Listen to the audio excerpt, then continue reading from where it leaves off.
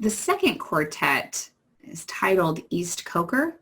Again, a particular place with resonances of time, especially for Eliot, in the same way that Burnt Norton was a place that he visited in life and had meaning for him in particular, but also hopefully a universal meaning. We have East Coker, which is where his remains are, and also where he began his life in some ways. It's where his ancestors came from when they migrated in the 17th century over to America. So East Coker, the first line, "In my beginning is my end," was of course the story of Eliot. In the beginning, East Coker, where his ancestors began, but also is his end. It is where he is buried. And he's writing this as an inversion of the lines from Mary Queen of Scots, where she said, "In my end is my beginning," and she was referring to her death. When she is murdered, then she will begin her life anew in the resurrection. And so Eliot inverts this and begins to challenge our ways of thinking of both of those things, right? The beginning from where we came, but where are we going and where are we ending? But also when we end, is that a new beginning? In what ways do these things play off of one another? So we have this kind of the pattern that is cycling here, and that's helping us to consider the paradox of beginning and end being the same thing, in the same way that we were asked to think of the upward and the downward as being one and the same. Eliot kind of clues us into some of this in the poem by quoting lines from one of his ancestors. There's a book by Sir Eliot that uses the lines "in dancing," signifying matrimony, and so he uses this old language to kind of clue us in to that source for the poem. This second one, the second quartet, has a lot to do with earth, right? The element of earth. And we see that in not only the eating and drinking, the dung and the death, but also in the constant mention of humility. And Eliot is wrestling with the meaning of words in East Coker.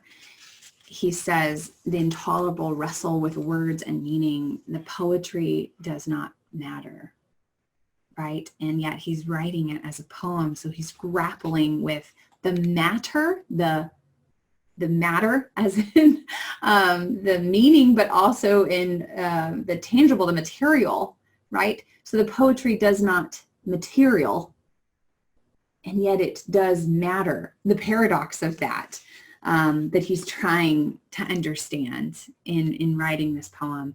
The only wisdom we can hope to acquire is the wisdom of humility. Humility is endless, the humus, the earthliness, right? The wisdom that comes from the humility, from the humus that's here. In this second movement in East Coker, we have the wrestling, as we mentioned, with the meaning of words and whether or not the poetry matters. And here we have Eliot asking for the wisdom of the age. Had they deceived us or deceived themselves, the quiet-voiced elders, bequeathing us merely a receipt for deceit? The serenity only a deliberate habitude, the wisdom only the knowledge of dead secrets, useless in the darkness into which they peered, or from which they turned their eyes. There, it seems to us, at best, only a limited value in knowledge derived from experience. The knowledge imposes a pattern and falsifies, for the pattern is new in every moment, and every moment is new and shocking valuation of all we have been. We are only undeceived at that which deceiving could no longer harm. In the middle, not only in the middle of the way, but all the way in a dark wood, in a bramble. And we hear the resonances now of another voice that's coming in. Have the voices that have come before, have they passed down to us wisdom or deception in the poetry that they wrote us? We heard in Burnt Norton the echoes of Augustine on his spiritual journey, the entrance into the garden and the seeking of understanding how Augustine's story plays into the story of creation and to the eternal story. And now we're having another voice from the past, Dante here, coming up to us. Did he pass on wisdom or deception in this poetry that he gave us, in which he was telling a spiritual journey, but his spiritual journey was among the dead?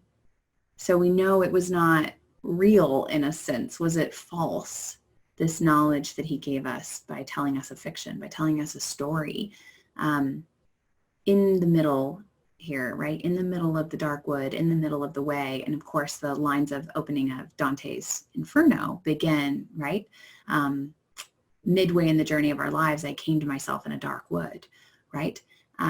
So we have this opening of the poem that's in the middle now of Eliot's poem and being questioned as he's kind of in the middle of this way, in this middle of this understanding, the middle of his life, trying to grapple with this knowledge that's been passed down to him. And this is where he says, the only wisdom we can hope to acquire is the wisdom of humility. Humility is endless. The houses are all gone under the sea. The dancers are all gone under the hill. And this becomes another descent. So when we saw Burnt Norton, we saw descend lower into the underground. And now we have another kind of descent. Oh, dark, dark, dark. They all go into the dark. The vacant interstellar spaces, the vacant into the vacant. We have the descent again into the underground, but it's now has a new resonance with Dante of descending into Inferno, right? The going downward now takes on a descent of the soul. I said to my soul, be still and let the dark come upon you. It shall be the darkness of God. And so here we have a resonance with St. John of the Cross, the dark night of the soul, in which St. John of the Cross writes, one dark night fired with love's urgent longings. Ah, the sheer grace, I went out unseen, my house being all stilled. And Eliot draws this voice into the narrative in the second movement and third movement of East Coker. The houses are all gone under the sea. Oh, dark, dark, dark. They all go into the dark, which shall be the darkness of God. And what we'll find too is this these questions about love and dark and night that are being repeated over and over again. This idea of the fire and the love and the darkness, these will come to fruition once we finally get to Little Gidding. But here there are these opening, confusing echoes that darkness and light don't seem to go together. Fire and love go together, but being still in the house, things being absent and yet present. So a lot of the paradoxes are just left very open-ended and more questions than answers at this point in the poem, as Eliot intended.